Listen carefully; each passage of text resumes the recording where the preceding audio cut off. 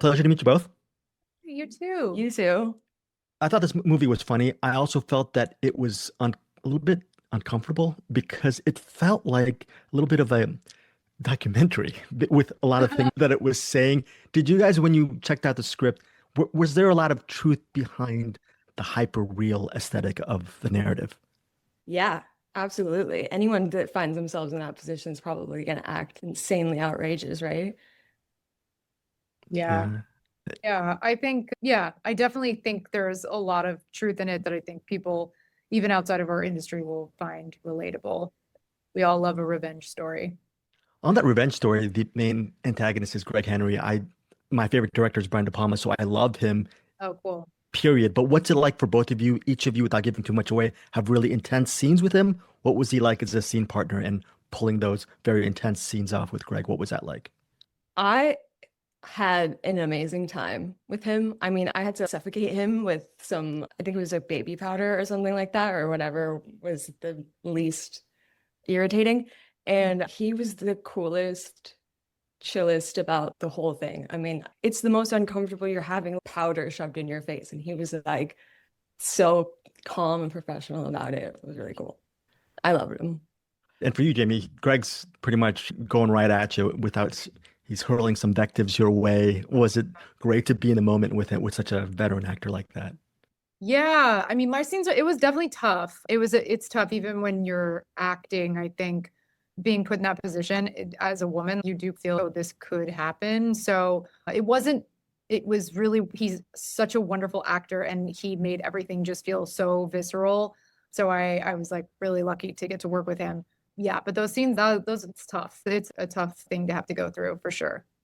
On the tough part, what's the biggest challenge on working in general with on indie filmmaking? Is it really tough as they say, or what's the biggest myth regarding the perils and challenges of making indie film for you guys?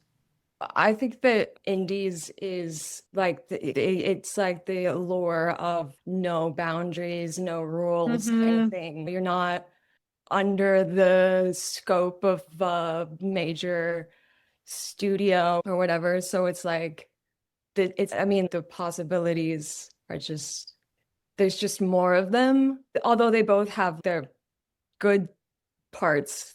But Yeah, I think that the thing with at least the indies that I've done, time is of the essence and everything has to run really smoothly. I actually got really sick when we were filming this. I don't know if you remember this, Sophia, but I was like so sick one day, like coughing, sneezing, like probably shouldn't be around people sick. And there was a point where it was like, we have to get this done. So I was just chugging Dayquil on set and trying to stay away from people and not breathe on anybody. yeah. But I was like fully not well. And we had a lot of night shoots. So our hours were like 7 p.m. to 7 a.m. or something. It was that. So Yeah. yeah. Yeah, Yeah. I have curious questions for both of you. First off, Jamie, I really admire you as a writer, and I was looking at some of your past interviews, and you were talking about your hectic schedule with Ted Lasso. Yeah. Is the key to effective writing just having that really set schedule when you're supposed to write? Did you always know that as far as being an effective writer, just having those 3 hour slots in your day to get things done? That's my first part of the question. Yeah, I mean, I'm actually an incredibly ADHD, don't do well with structure kind of person. So a lot of writing for me is trying to like, what's the word they use? I'm like doing an impression of someone who has it together because structure definitely helps with writing. But yeah, my nature is whatever, work for half an hour over here, go for a walk, come back. I'm fluid in that way. But also with writing, a lot of writing is not actually writing. A lot of it is just waiting for the ideas to strike. And then if wherever that happens, even if it's in the middle of a conversation with someone or you're at dinner or whatever, it's like you just pull out your phone if you have a light bulb moment, make sure you get it down. And then later when you have time, you go back to it kind of thing. I do not know how you do that.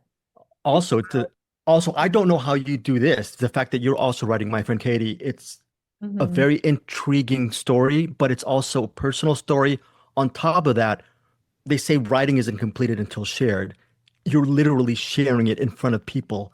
Yeah. What has that process been like for you? How are you able to do that? Because that seems pretty insurmountable. Yeah, I mean, yeah. So my friend Katie is a solo show that I've written and I'm performing right now. And it's about my friend who mysteriously passed away when I was in college and me trying to investigate what happened to her. And I turned it into a 1 hour comedy mystery type theater show.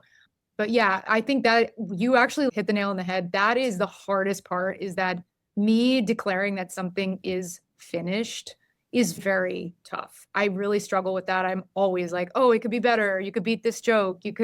I'm such an improve. So for me to be like, come see my thing, it's like, that's tough for me. It really is. That's been really tough, but also really exciting because I'm like, oh, I finished something. That's pretty rad. And for you, Sophia, I'm just such a huge fan of India Sweets and Spices. How has your journey been like the last several years, and how awesome is it for you to get such a really great plum role with this project as well? It's definitely not a one woman show, you know what I mean? I didn't create and it was definitely more of a collaborative experience. And I'm so grateful for India Sweets and Spices. Loved that whole experience. And how is this experience with Above the Line that you get a really interesting plum role with a lot of layers to your character as well? It's definitely a lot different from India Sweets and Spices. Like just the character is they're very different. Clearly, Alia is very rebel mindset, rebel without a cause, but has absolutely no desire to murder. Thank you guys so much for your time. My final question is, I do a podcast called Find Your Film, and I ask artists to name a project that they've worked on that they feel that they would like our listeners to check out, a project that they feel it might be overlooked or underrated. So from your resume, can you pick a project that you really love that you would like our listeners to watch? And thank you guys both for your time. From our resume? Yes, just from your personal resume, a personal project that you feel might be overlooked and you'd want our listeners to watch. I just did a movie called Find Your Friends that's on Shudder that just came out. Ooh, I have to watch that. Yeah, you gotta check it out. It's cool. It's just a fun, feel good film about a bunch of girls going to the desert to party and crazy goes down. It's fun.